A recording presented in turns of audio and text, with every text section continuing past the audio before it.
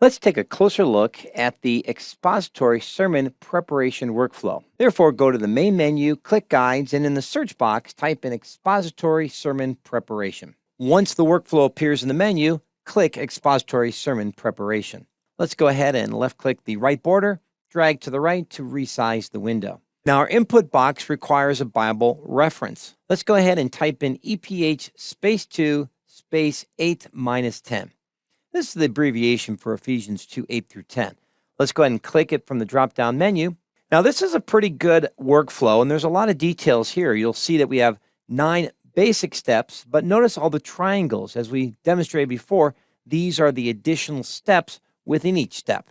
So let's take a quick overview and look at some of the unique information in this particular workflow. So right away, it starts off about preparing yourself and planning ahead.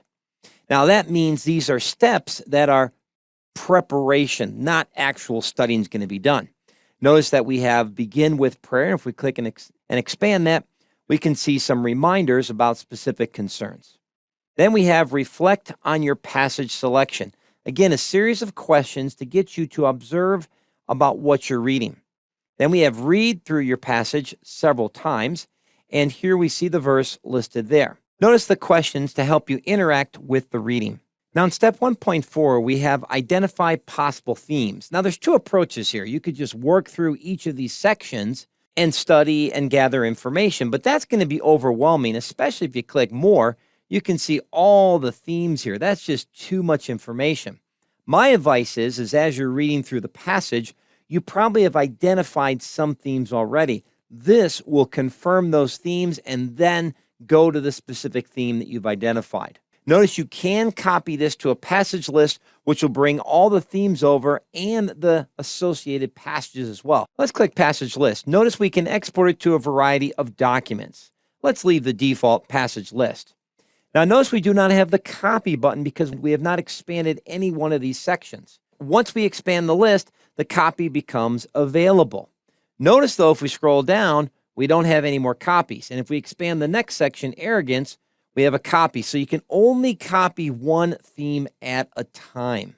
Let's go to section 1.5, establish the sermon's main idea. Again, this is after your prayer, meditation, and observations. You're going to write some of these thoughts down. And then 1.6, use clippings and notes to gather material. Notice that they have not integrated clippings and notes into this particular section, which is unfortunate. Now, if you click the More button, you will see a link to clippings, but again, it will not link it back to this document. Also, there's a link to Gathering Sermon Material, Evans, How to Prepare Sermons. That concludes step 1. Let's take a look at step 2. Study your passage. Now, step 2.1, identify the basic facts of your passage.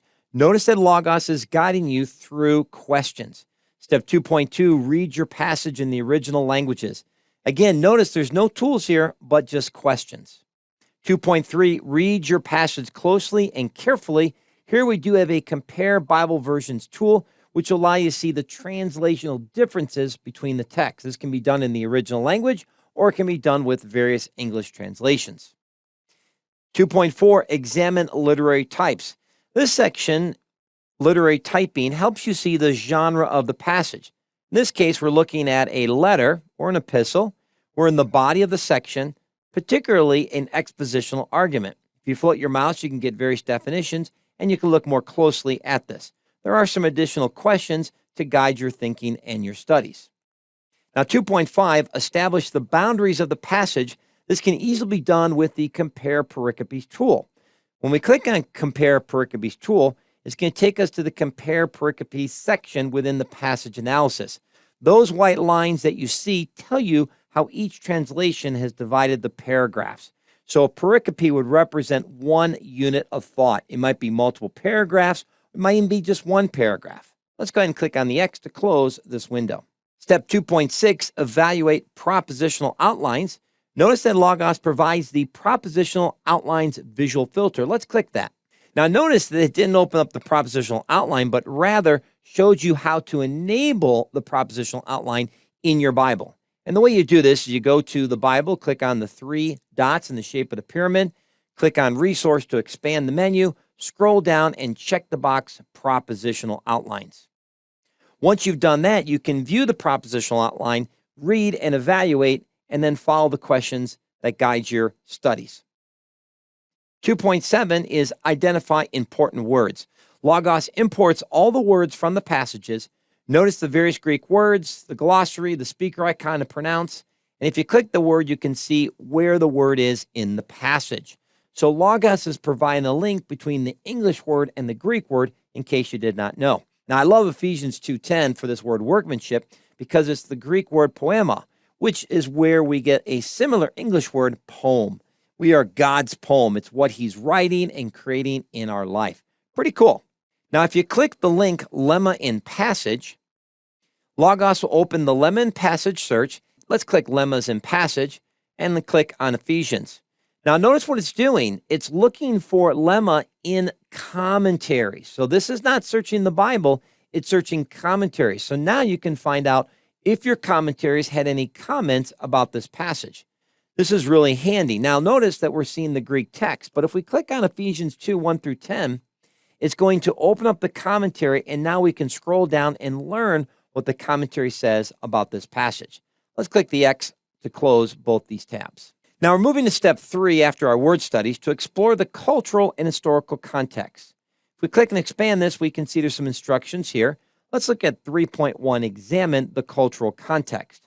Here we have the cultural concepts section pulled from our passage guide, and we can see that this passage mentions one cultural concept, gift giving. We can see some additional links here to understand this, and we can also search our library on this concept. Notice we can take notes below. Step 3.2, examine the historical context. Logos does provide a link to the timeline tool so you can understand what's going on at this current time. Let's click the timeline tool. Notice Logos did populate the date 100 BC to 8099. Now, that's a huge range, but at least it gets you within the time frame. Now, you could type in other information at the top right in the filter button to more narrow your timeline results. Let's click the X to close this window. Let's go to step 4, identify important cross-references. We get an overview of the step there in verse 4, and then we have 2 sub-steps, 4.1, 4.2. In 4.1, we're going to identify biblical cross-references. Notice Logos has brought in the important passages from the passage guide. We can also choose what type of reference. For example, this is all types of reference. If we click all types, we can say, you know what, I just want to see proverbial references. Now, there may or may not be any search results based on this. Therefore, I prefer the all types, and then I can look at the information and determine the relevancy to my passage and my study. Very helpful. Now, notice we can click the word to, and we can reverse this. So, references all types from the passage. Now, this will change the results a little bit. So here we have 2 Timothy, and again, this is just looking at the verses from a different perspective.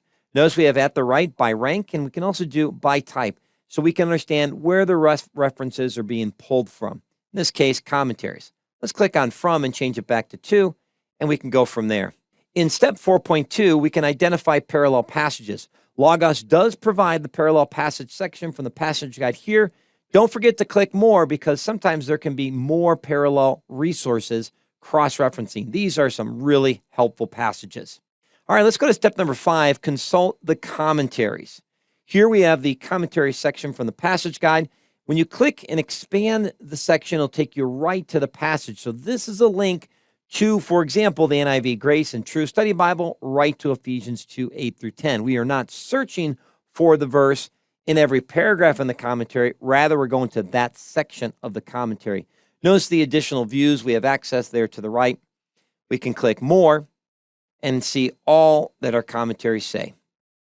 Once you've examined your commentaries, you're ready to go to step number 6, outline your passage. Now, there's 2 steps here, evaluating existing outlines, step 6.1. Notice that we have a link to the Bible Outline Browser. Let's go ahead and click on this link. The Bible Outline Browser is open. Let's go up to the top and put in Ephesians 2:1-10 and press enter.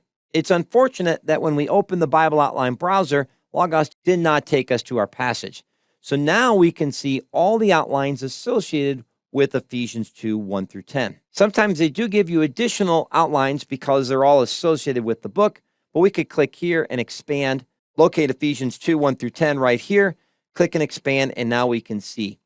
Now, it's important to remember with the Bible Outline browser, you're looking at a higher level outline. That's why we're seeing these other passages that come before and after our passage, Ephesians 2:1-10. So really what this does is helps us see the bigger book outline. Let's go ahead and click the X to close this window. Let's go to step 6.2, create an exegetical outline. Notice there's no links to any tools, therefore you will create your own exegetical outline based on the work you've done so far. Let's go to step 7, evaluate the results of your passage study. Let's go to step 7.1, determine the passage's main point. Now, look at this. Again, it's a series of questions that you're going to work through to help identify the exegetical outline and the knowledge you've gained at this point. Step 7.2, review the sermon's main preaching point, is for you to make sure that you're staying true to the text and the authorial intent. Now, in step 8, we're now moving to writing and developing your sermon. Let's go to step 8.1, organize your sermon material. Now, this is just basically some additional information on what you should do. In step 8.2, we can create a sermon outline. Surprisingly, there's no link to the sermon tool. Now, this is giving you a specific instruction. You're creating a homiletical outline. That is, what are the main points you're going to communicate to the audience? Now it's in step 8.3 where we create a sermon document. And here we have the sermon editor. Let's click on this option. And now we can create our sermon document.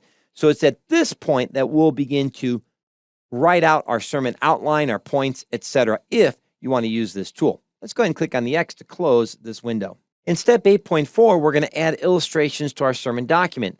The illustration section from the passage guide has been included here. Notice that we're looking at the tags view. Over at the right, we have different ways to sort the information.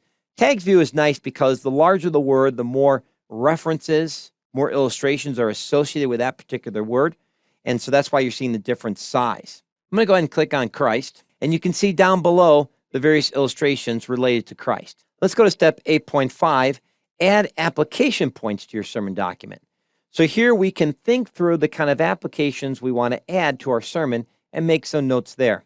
Notice the questions that guide you in this step. 8.6, write your sermon body text. Notice that Logos is not putting any observation box here for you to type, so you're going to need to go back to your sermon document for these items. 8.7, write your introduction, conclusion, and transition.